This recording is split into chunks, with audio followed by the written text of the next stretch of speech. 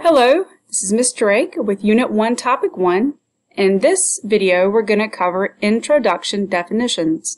So for this activity, this is a content assignment. So what I'm asking you to do is to download a copy of the PowerPoint in your Google folder under Unit 1. You're going to title it Topic 1 Introduction Definitions. So you'll see that on your screen there. And then I'll just go back in and check in your Google folder to make sure you were able to do that. So on our first day or two of school, we've talked about how to make a Google folder that's shareable with me so you can put stuff. It's kind of like an electronic notebook, along with, of course, things that you can put in Canvas. But these are kind of like notes. But instead of you guys writing down notes all the time, some of these just basic definitions that you can easily go back to, I thought it would just be much simpler with our digital world just to have them readily available in Canvas. But I would like to talk about a few things. So the first thing I'd like to talk about is our discussion response. I love civics for discussion. It's really great. That's really all we could do throughout our whole unit, really, for Unit 1 is just discuss things about government. And you know, if you've been watching any bit of the news, there's a lot out there to discuss. So I wanted to pause for just a second and discuss some answers to our responses. Is government necessary? You know, just doing this in the past, a lot of people will say yes, but some people say no, and they give some really good reasons why. So we're going to pause here and think about that for just a moment. Now, here are some other questions to think about as well. And again, we can discuss these if we have time, or maybe we can pick up some of these later on. I'll kind of keep a running tab, and we can throw some of these out and have some really great discussions online, or even face-to-face. The difference between power and authority. You know, they're very similar. We use these words almost interchangeably. We use them to mean the same thing, but they're not. Words have meanings, and those meanings are very specific. It's the difference between being happy and joyful. They are very similar, but they do have different meanings. What about the difference between liberty and freedom? Is there a difference? It's very slight. We use those interchangeably all the time in our country when talking about government. And one of my favorite questions, I would really like to discuss this at some point. Do we need laws to be free? You know, we're talking about government, and government is made up of laws. Do those laws that sometimes prevent us from doing things, can they really make us free? Think about those things. So let's take a look at some of our actual terms. So we're going to get into looking at our definitions. So what is, or what are, civics, government, and citizens? This course is entitled Civics and Economics. So I want to be sure that first of all you understand what I mean by civics. Civics is related to government and citizens. So civics, just by very basic definition, I mean if you go to the internet and look up civics, it might give you a really long definition, but this I want to do, I want to make it short, sweet, and to the point. So basically civics are the study of the rights and duties of citizens, what things you can do, what things you should do, what things you have to do. So if you're a citizen, and you're talking about citizens, that's the third one. A citizen is a person who belongs to a country. Usually citizens are a group of people who share something in common. We have a common history, common values and customs here in America. Even though we're very diverse, generally we believe the same thing about freedom, and even a lot of the similar things about government, believe it or not. So what is government? Basic definition, real simple. It's just the ruling authority.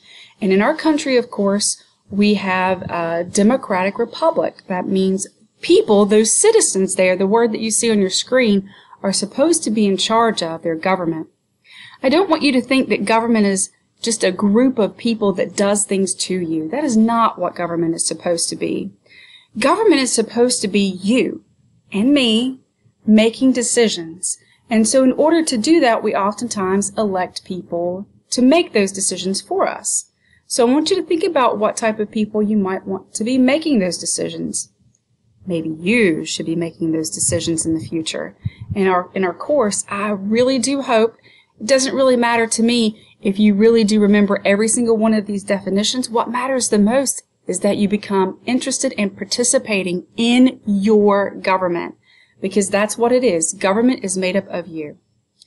Aristotle, who's a Greek philosopher, says, at the bottom you'll see that, he who has the power to take part in the deliberate or judicial administration of any state is said to be, by us, a citizen of that state. So a citizen is someone who takes part. Now, there are oftentimes people who are not citizens who still take part, can take part, and should take part in their government, in American government. So now I'm going to pop out of the screen for just a moment, but I'm going to talk about a couple of other things. You know, as we're going along with this video, if you guys have questions, you can raise your hand digitally, and we can talk about these things. Or you can submit questions to me in Canvas. You can email me anytime you have questions or want to discuss something further. But I would like to talk about some words that sometimes you may hear if you are studying government. And those terms are country, state, and I'm going to go to the next slide, nation, and nation-state. You'll hear those if you're talking about government and, of course, in world history. So what is a country? Well, we call America a country. By definition, there are 5 components that make up a country. You have to have, number 1, a permanent population. So if people move around, you don't have people who live there. If it's just an island in the middle of the Pacific, is it a country? Nope. Number 2, you also have to have a defined territory. You'll see at the bottom left hand of your screen, America. And what this is of course, I'm going to scroll down just a little bit so you can see the state of Georgia right there. And so, of course, America has this boundary. It's a defined territory. We also, number 3, have to have a government to be a country. We have that in America. The ability to enter relationships with other countries, so we trade with other countries. Guess what our number 1 trading partner is? Bet you said it, but it was China. And number 5, and I put a star beside this because, you know, if we could get into a discussion about this, you have to be recognized as a country by other countries. And so sometimes we talk about that if we have time in class. Do you have to be recognized by another country to be a country? Would Canada have to recognize America for America to exist? Would America have to recognize Mexico as a country for Mexico to exist? That's very debatable, and maybe something we can discuss later. Some examples, the United States of America is obviously a country. The United States of America meets all 5 components, but there is an area, Palestine, and this is where Israel is today.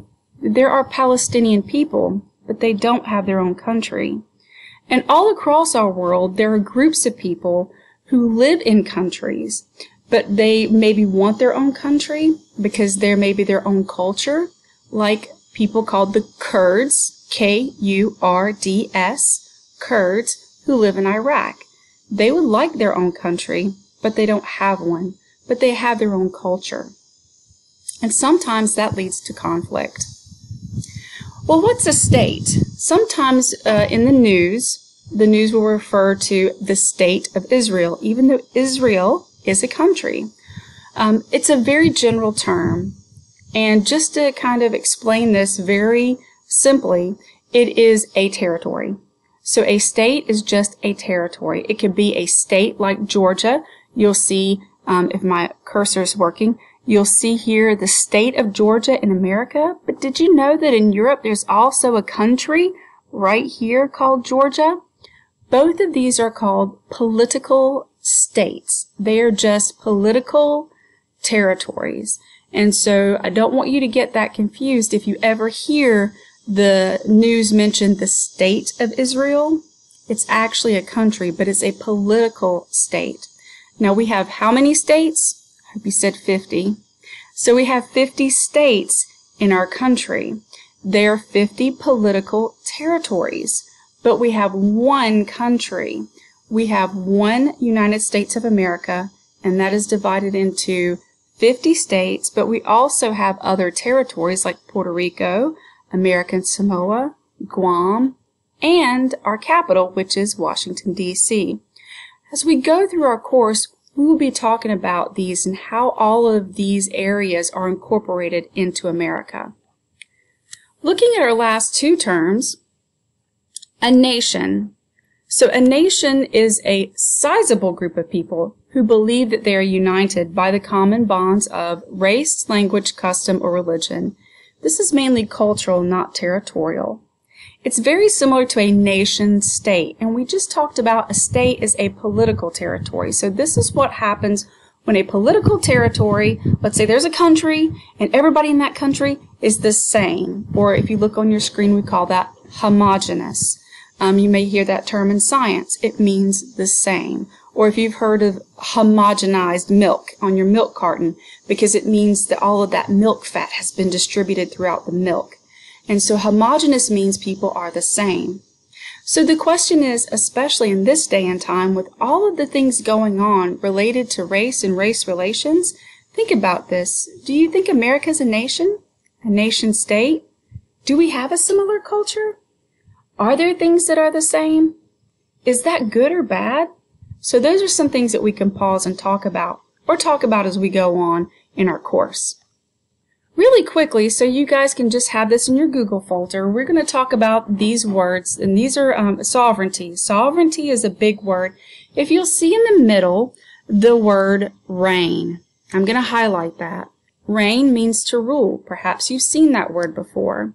To be sovereign means to be independent.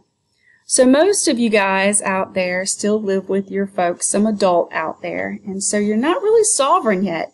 You won't be independent maybe until you graduate from high school, till you turn 18, till you move out of your house, and then sometimes we're not sovereign then either. But sovereign means to be independent, which is very important in talking about American politics. Economics. We call this course Civics and Economics, and we'll be talking about economics a little bit as we go through our course. But I'm going to go ahead and introduce that. We're not going to talk about that very much in Unit 1, just a little bit in Unit 1, not very much. But economics is a study of how individuals, businesses, and government make choices. It's all about making choices on allocating or giving out scarce resources. Scarce means there's not very many of those.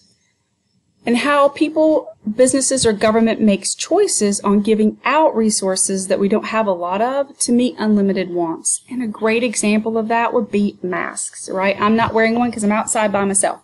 And so, the problem is, how does our government, in terms of it takes money to make these things like gowns and masks and things like that.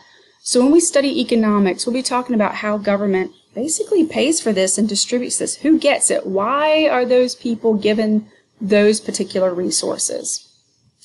And two other terms, public and private. A lot of students kind of get this mixed up, and I've noticed this over the years, so I wanted to add it to our slide. Public just means it relates to the government, like public school. Now, private means it's owned by a person or a group of people.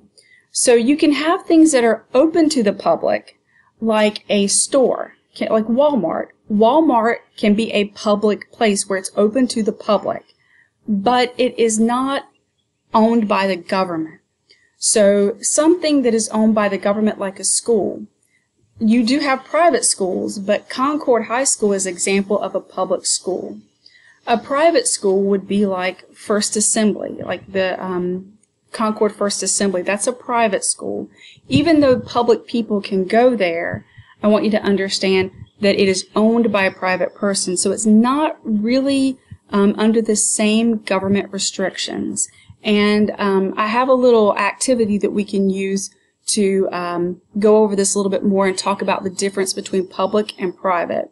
Things can be open to the public, but still be private. That's a little confusing, so we may stop here for a second and double check and make sure that you guys understand the difference between public and private. It's pretty important to understand that, especially as we're going to talk about some really controversial issues in civics. And I want to talk about the definition of a constitution, because that's what most of our course is about. It's just really the Declaration and the Constitution. So this is a pretty easy course. So what is a constitution? It is a law or a set of laws that sets up and explains how government runs. So our Constitution is a law or a set of laws. There's a whole bunch of them in there. So the questions that we'll need to talk about in our course is who makes these laws that makes up the Constitution? Can they be changed, and how? Do you know how many changes there are to the Constitution? If you do, let me know. Can you think of any constitutional laws in our country that can be improved or changed? You know, people talk about freedom of speech. People talk about freedom of religion, freedom of the press, about the right to bear arms. How about the right to not be discriminated against? So these are some things that we're going to cover in our course. But I need you to know first and foremost, a constitution is a law that sets up how government runs. Okay, so I'm going to move out of the picture a little ways. There we go. So there are 3 ways that people think when we look back in history. So this is a quick history lesson.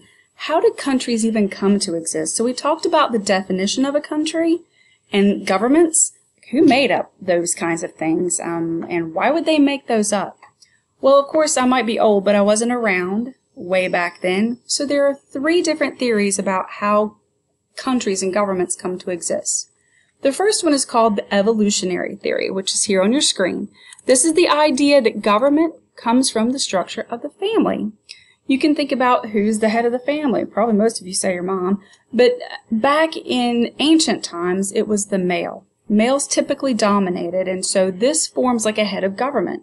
So it would make sense that if you had a head of your family, then you would have a head of your government if you have a community of people living together.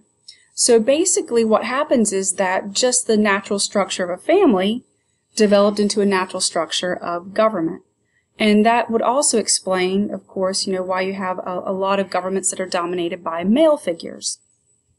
The second theory is the force theory. And if you look back in ancient history, you'll notice that in early civilizations, people had to kind of cooperate to survive. So they're like, let's all live together and build a wall around us so other people don't come and take what we have, because they maybe started having some really cool things. And that brought all the people under one authority. So everybody living in that area would say, let's agree to cooperate and follow these laws. It seems kind of like cooperation in one document that we're going to talk about with the Mayflower Compact later on, so just keep that in mind. And then the last is the divine right theory, and this is really cool in world history to talk about how divine right theory really does cause some interesting things to happen in history, mainly a lot of revolutions and warfare and changes about the idea of religion and government.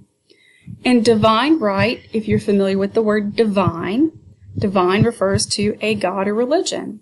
And this is where people are chosen by God or gods to rule. An example, if you've heard of King Tut, I've been watching over the summer some documentaries on King Tut. His full name is King Tutankhamun, which in Egypt, in ancient Egyptian, those names had meanings. And so the first part of his name, Tut or Tut, means image. The middle part of his name, Ankh, is the symbol of a sandal strap. You guys have probably seen people maybe wearing Ankhs. It's kind of like a circle with a line, and it has a straight line through it. That means living or life. And Amun is one of their gods. And so the name King Tutankhamun means, or Tutankhamun, it means he is the living image of Amun, one of their gods. And this actually led to a lot of European monarchs, kings and queens, in the 1600s and 1700s in Europe. Probably you've heard of them.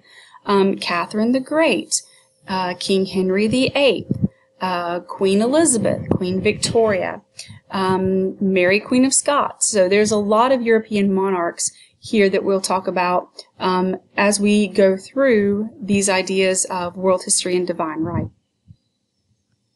Now, I'm going to save this. I'm not going to talk about this yet because we're going to come back to it, but this, I just want you to know the social contract theory with Hobbes and Locke. It is on this particular slide, but we will come back and we will talk about this later because this is an idea we need to talk about all by itself. So there's our video. You can go back and watch it and review it anytime that you need to.